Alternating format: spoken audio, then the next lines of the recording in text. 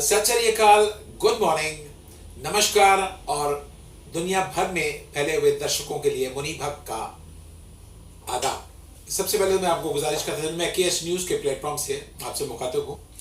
दर्शकों, मैं आपकी तवज्जो एक ऐसे मसले की तरफ दिलानी चाहता हूं जो हमारे पड़ोस में और मैं पाकिस्तान समेत दुनिया भर में जो नाज़रीन जो व्यूअरशिप मुझे देख रही है, मैं उनको सलाम पेश करता हूं।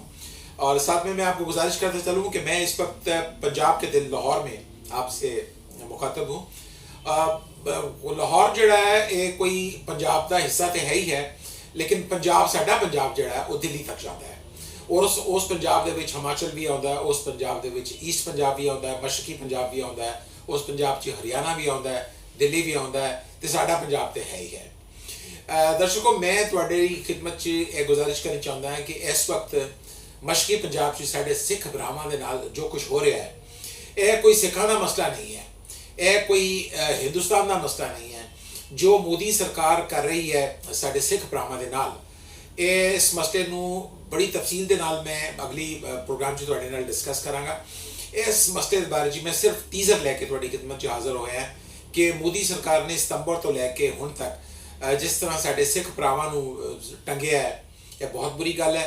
एक जी कानून साजी है वो फौरी तौर पर वापस होनी चाहिए थी।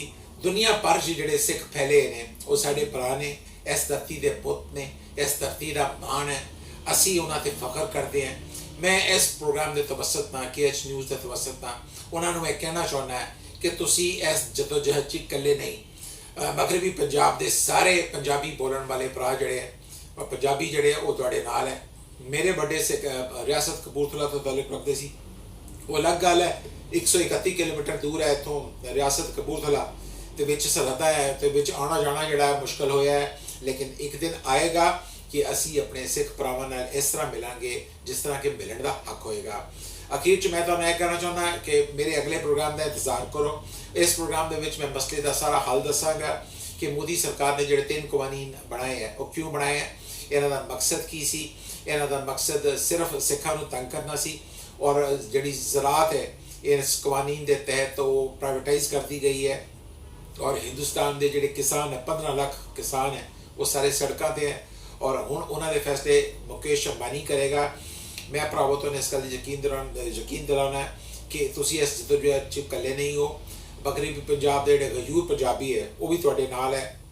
और वो दिन आएगा कि तुहाडी हकूक लई तुहाडी जदोजहद लई सन पंजाबी भरावां नूं लाहौर के पंजाब के सड़कों पर भी आना पिया, तो असीं आवांगे और तुहाडे नाल हर उस मसले ते तुहाडे नाल मोढा जोड़ांगे जिहदे विच तुहानूं साडी लोड़ होएगी। तुसीं सिर्फ सानूं एक आवाज़ मारनी है, असीं तुहाडी एक आवाज़ ते तुहाडे नाल होवांगे। असीं दामे दिलों अपनी जान तो हर तरह तो तुहाडे नाल है। और मैं तुहानूं यकीन दिलाना कि सिख भरावो तुसीं इस जदोजहद च इकल्ले नहीं हो। मगरबी पंजाब के गयूर पंजाबी जड़े वो भी तुहाडे नाल है। मुनीब हक नूं इजाज़त दिओ। अल्लाह ने